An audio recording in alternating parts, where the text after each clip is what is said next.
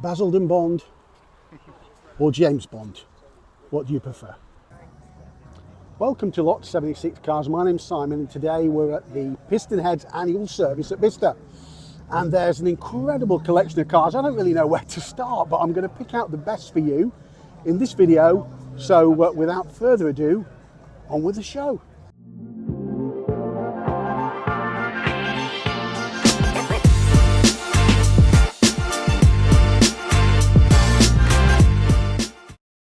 So your chance of seeing one of these is very limited. It's a BMW M1. It's in the M1 club. Well, that's a small club because you know what? They only produced 453 of these. Originally, it was produced by Lamborghini. It was a project for Lamborghini on behalf of BMW. Lamborghini was in a terrible state and BMW had to take manufacturing of the vehicle back in-house.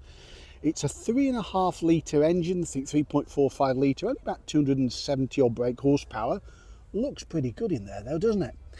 Now the thing with these, in 79 to 80, there was a Formula One, a programme that sat together with the Formula One calendar, where Formula One drivers would drive these in an event on the same weekend as the Grand Prix. And it's hugely successful program. Only ran for a short period of time, but what an iconic car these are. I am very blessed to have seen that one today. Now if you want something really special, how about this Lotus Elise? It's not a normal Elise, it's got a central single central driving position there, so the driver is front and centre of all the action. 250 horsepower, bespoke carbon interior, full carbon body, carbon ceramic brakes, and it weighs, wait for it, 600 kilos. Now the engine is still based on a K-series engine, but with the engine components, the crank, the pistons and everything being forged, especially by VHPK. Now if you want something like this, yeah, you're going to have to pay. I mean, they will build these in limited numbers. And the reason they'll build them in limited numbers, it's £300,000. Yes, 300 grand for an Elise, but you're going to have an absolutely rare motor car that flies under the radar. I mean, literally flies, with 250 horsepower. What do you think to that?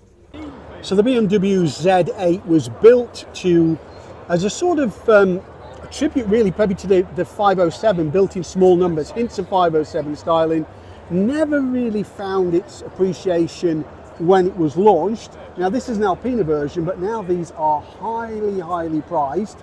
The Alpina, I think the original was 4.7, maybe it was bored out to 4.9 as an Alpina, but I think these are incredibly stylish. Love that sort of Bond-esque colour used on the Z3s, I think in GoldenEye. It's quite an eyeful of a car, isn't it? What do you think for that one? So if your Honda Beat is not quite limited edition enough for you, why not just chop what remains of the roof off, or certainly that front windscreen, and give yourself this sort of, I don't know, spider look, speedster look, but in a Beat. 660 cc's of K car, weighing about as much as a crisp packet, probably weighing even less than that now. And somebody's done this themselves. I remember this being on the PistonHeads forum at the time. And it certainly moves to a different beat, doesn't it? Now we all like an E46 M3, and who would blame us? But this particular car, all the action's around the back. It's a Touring, it's a car they never made, or they maybe built one of them, but never actually productionized it. And this one is built by Petroil, somewhere in Oxfordshire, and they will build you one of these. I reckon it's about 140 grand, but I can see if you wanted a pretty unique BMW, why you might go for an E46 wagon. Brown Testarossa? Well, yeah, we can deliver that as well. So early cars had the mirrors on the further up the A pillars. Obviously later cars had these. Apparently these were not for cooling at all. These vents should have been opened, but it was to do with US legislation that they put the fins in there. Something to do with pedestrian safety. I think you noticed if one of those was coming, wouldn't you really, especially in that colour? What an incredible looking car. We can just take a quick look inside because it's open. Isn't that a piece of work inside there?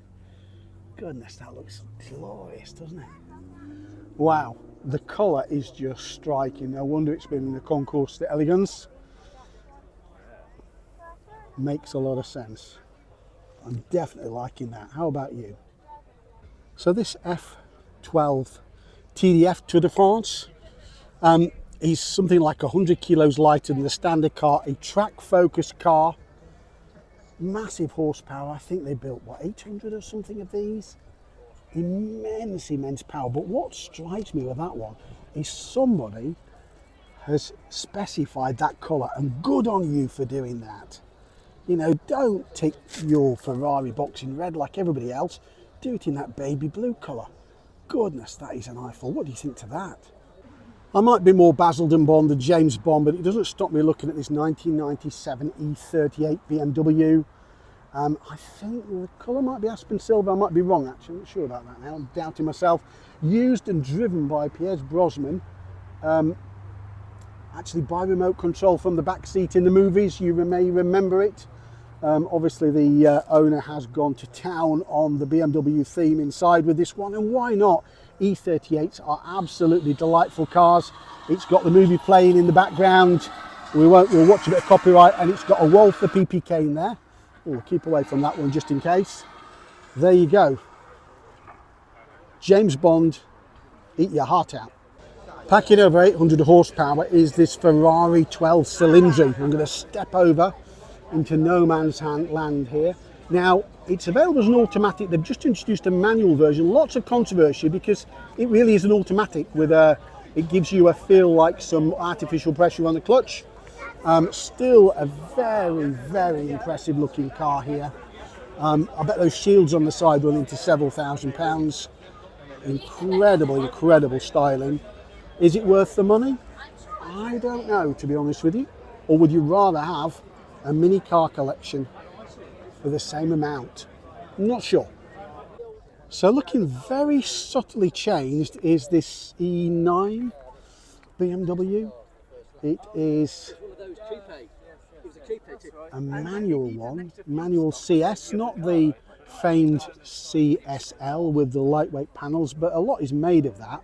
But you've got a huge amount of style. This is the 2800 CS, so it's obviously an earlier car. J-plated, what would that make it? 71.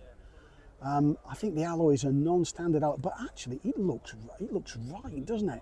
We're going to take a look inside. I love the logo there on the C-pillar. Inside, got those lovely corduroy fabric seats. Eat your heart out, Chris Harris, a bit of corduroy. That looks absolutely lovely, doesn't it? I could see a home for one of those in my garage. What about you? You like that? So this is a pretty rare car. It's one of 55. It's a Rolls-Royce Wraith Luminary collection. 624 horsepower. It's all about light. So there is lights everywhere inside the car. A really special car. Wraith being, I think, far more attractive in silhouette there. So we'll try and get in without tripping over going backwards. This might be the closest I ever get to one of these. Of course, there's an umbrella there if you need an umbrella and it's a bit wet. Love the graphics. The doors are backlit. You can't really see it here. You obviously need to be seeing that at night. The rear seats, yes, you spotted it, are different to the front seats. It's not a misbuild. It's definitely supposed to be that way. I mean, it just oozes comfort, doesn't it, really? I mean, look at the dash in there. I mean, this is a truly special car. Well, it would be one of 55. There are seldom any rollers I would hanker after, but quite honestly, I can actually say I'd probably give that a go. It's only the budget stopping me, he says. But it certainly earns its place here at Bicester today. Do you like the rear opening sort of suicide doors? Well, you're in the right place. It's an absolute beast, isn't it? Any guesses what this is? It's a Caterham 21. So there's a field full of Caterham 7s, but there are 3 21s, the owners just said probably 7% of the UK population, built with a Rover K Series engine to extend the Caterham range. The only problem is that just about the same time they tried to launch this, Lotus arrived with the Elise, and it sort of killed it. It was built in very low numbers. There were less than 20 cars for sale, 20 cars on the road in the UK. Seldom see them for sale. And as it said quite helpfully there, 135 brake horsepower Rover K Series engine with a 6-speed gearbox. Comfortable. The owners toured down to Italy in this one. The hood's pretty good. Honestly, these are hen's teeth rare. For train spotters amongst you, recognise the rear lights. They're from a Mondeo. And bonus points if you got that the front lights were from a Suzuki Cappuccino. Well, the chance of seeing one of those, never mind 3, goodness, I think I need a bit of a lie down after that one. Now, it's pretty rare you're going to see one of these. They only built 24, and Mazda UK built them to celebrate the victory in the 24-hour of Le Mans, and basically they replicated the livery of the race-winning cars. Now, they did actually have some mechanical adaptations. A company called BBR, Brody Britain Racing, turbocharged them. That was a well-known kit at the time. Not sure how many of these cars survive. I am aware of one when I was an MX-5 owner, where the owner had stopped the previous owner removing the decals from it because they didn't like them, believe it or not, and then reinstating them. But it does make them super, super rare. I mean, probably one of the rarest cars here. It would be very easy to walk past this car because in many other ways it's a standard car with the BBR kit. But signed by Johnny Herbert, who was the driver who won. And as I said, very seldom you're going to get the chance to actually see one of these in the flesh. So there you go. The beauty of PistonHeads, it brings out cars of all shapes and sizes. We've got an E-Class Mercedes next to an F-Type Jaguar, next to another 6.3 litre Mercedes. I think that's a C-Class. Caymans, I mean, honestly. And then next to it, you know, deserving the place there is an Up GTI, all 115 horsepower of it. Goodness, what a car collection, and plenty still to go. This is a Fiesta RS Turbo. How do I know that? Well, it's got these pretty unique wheels, and it's got the green inlays to the bumpers where the XRs had the blue ones, I think. Packing 130 brake horsepower. Now, I can honestly say the power delivery on these was either on or off. How I know is I ran one for about a week back in period. They were quick, but it was either all or nothing. Fabulous Recaro seats. Getting pretty rare these days. But that's how Ford delivered a step above the normal XR2 with the RS Turbo Fiesta. All 130 brake of it. Now, I've seen this particular TT before. What marks it out is the colour. I cannot remember. It's in a previous video. I've seen it at a previous PistonHeads event. But it is down as, follow it, the gold Mark 1. And yes, it probably is the only one. It's a 3.2, so it's got the larger unit up front. Heavier, larger, but a lot more power. Ah, it looks an absolutely epic. And then next to it, we've got, I think this is a Nogaro Blue. We've got an Audi A6. I've never seen one of these in Nogaro Blue. I've only seen the S4s in Nogaro Blue. Whether it's the original paint or not, I don't know. But it does look splendid, doesn't it? It is Nogaro Blue. Tell me if I'm wrong on that one. I stand to be corrected, but I do like it very much. So this is a Mazda Eunos Cosmo. Looking at the registration, I don't think I've ever seen one of these in the UK. A long line of Cosmos coupes. This will have been built in the early to mid 90s.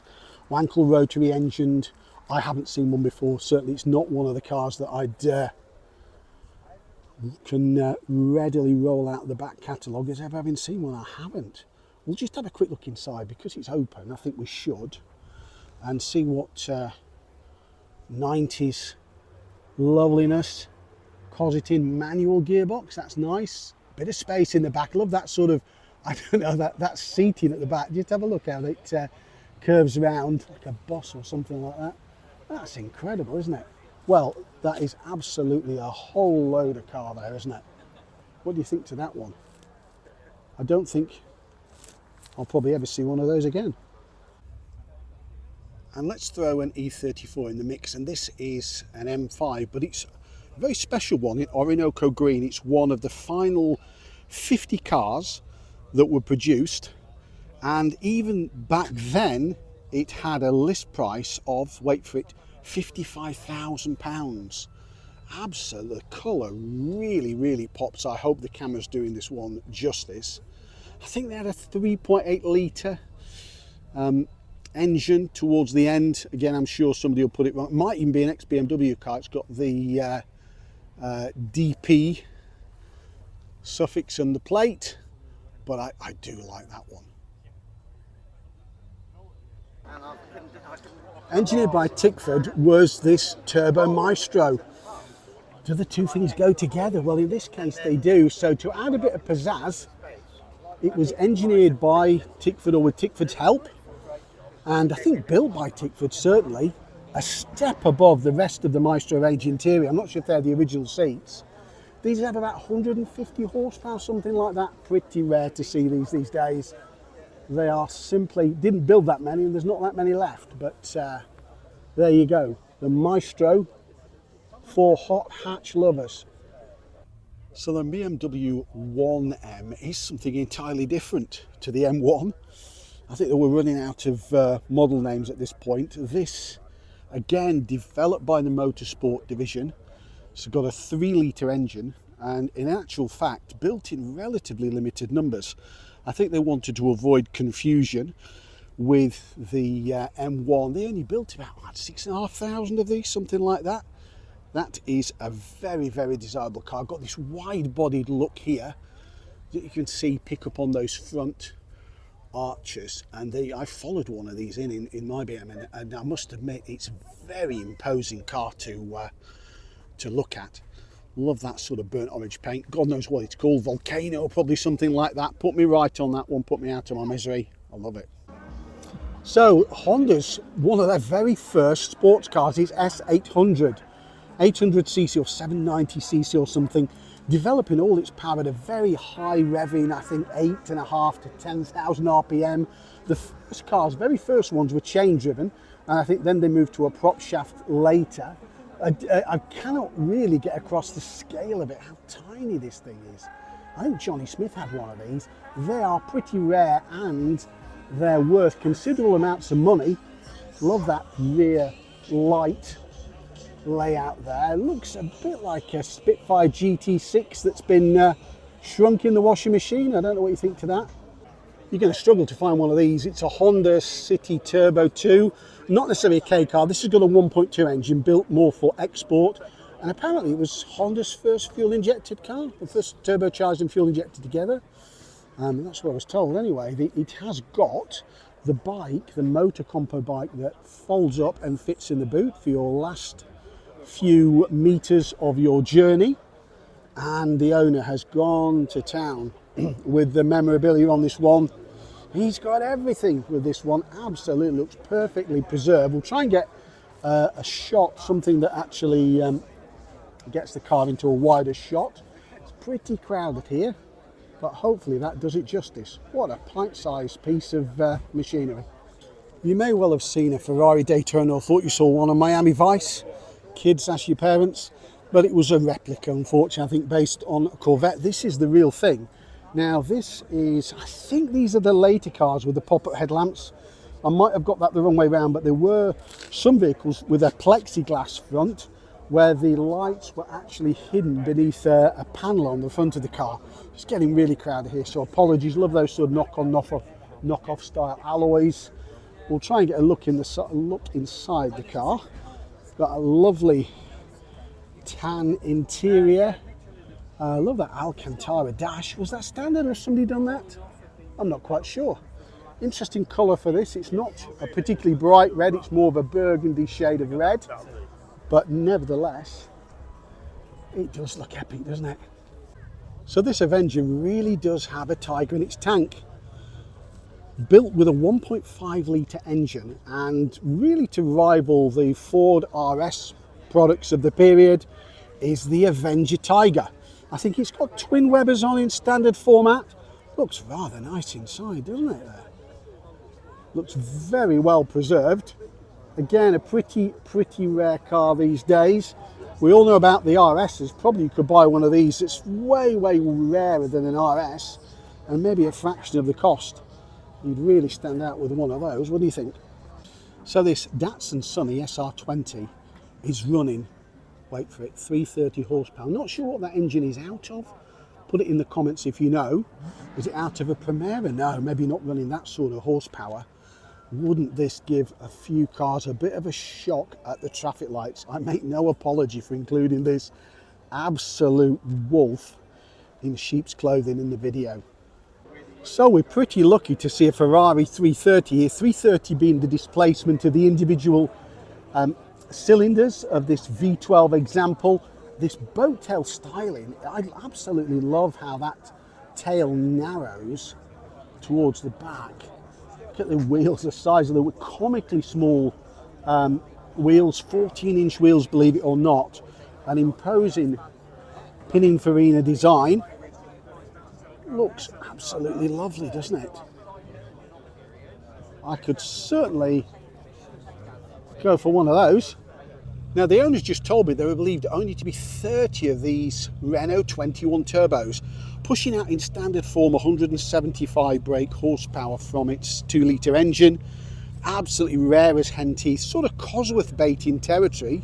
Back when they were new, they were a bit of an eclectic choice, and they didn't sell many, and many don't survive. And if you do see them, the chances are you probably will see them for sale in Europe. We'll just try and get a shot inside the car there. You can see what that binnacled dash there. I love those seats. There's plenty of room in there, isn't there? Oh, Renault 21 Turbo. Go see another. We'll have a look under the bonnet because it'd be rude not to. It's pretty packed in there, isn't it? Obviously strut brace in there as well for a bit more stiffness. What an incredible looking car. Getting a lot of attention here today. No wonder. Celebrating the Mini's 25th anniversary are a couple of creations brought along to celebrate. Now this one, forgive me, you can stroke it. It's got this cow-like finish.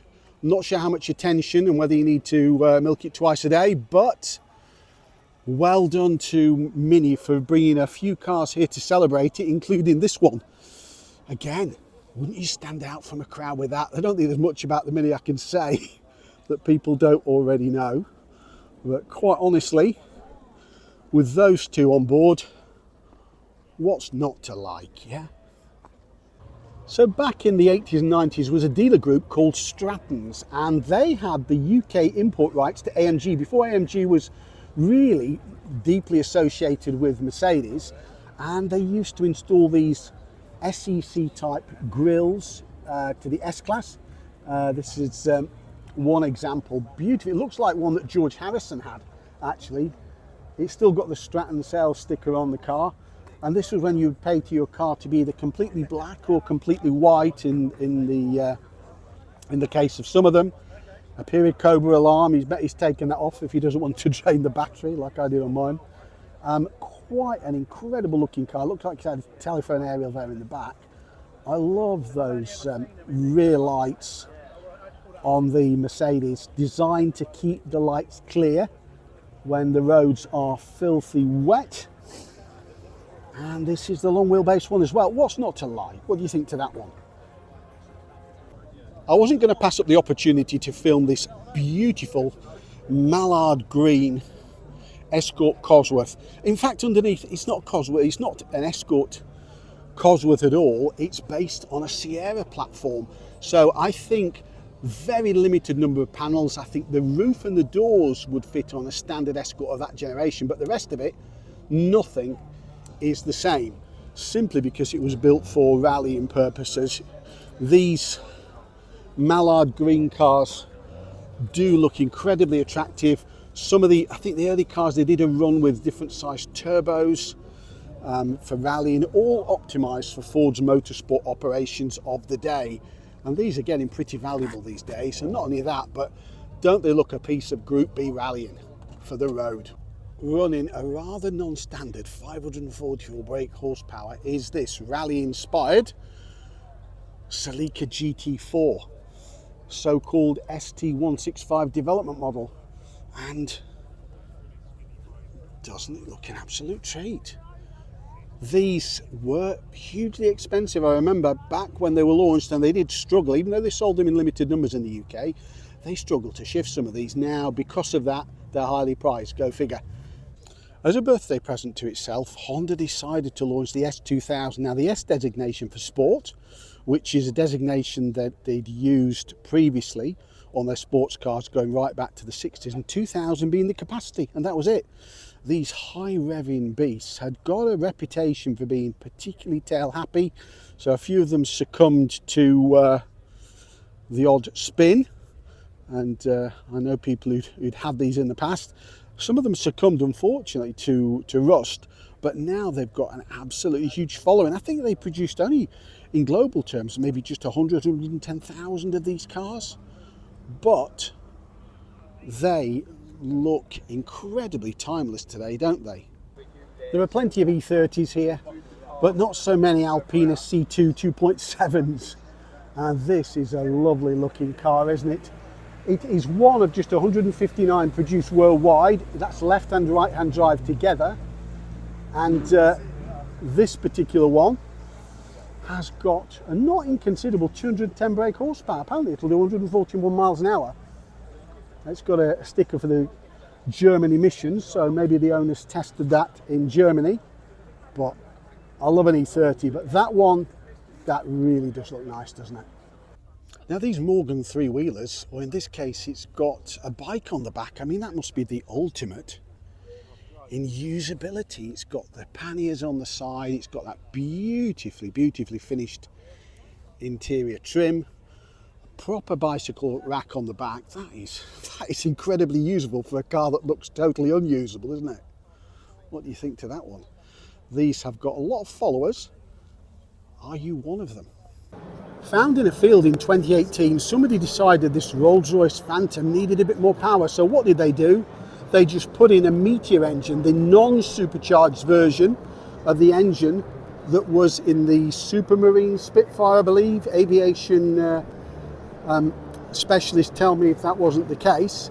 And a magnificent effort there, absolutely magnificent effort.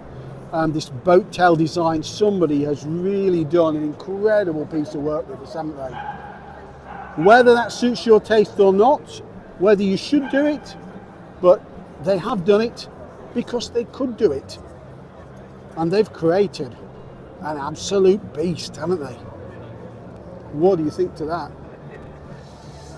Absolutely incredible, certainly drawing the crowds here today at Bicester, and quite rightly so. So this is the British-built Longbow, weighing just 895 kilos, built apparently to annoy Elon Musk. It's an EV. It's got a 0 to 60 time of something like 3.5 seconds, which is absolutely mental. It looks beautifully finished inside, doesn't it, really? Absolutely well finished in there. And they're just building 150 of these. So I think the range is, I'll put it in there if I get it wrong, I think the range is about 280 miles an hour, 280 miles rather. 280 miles an hour would be something else, wouldn't it?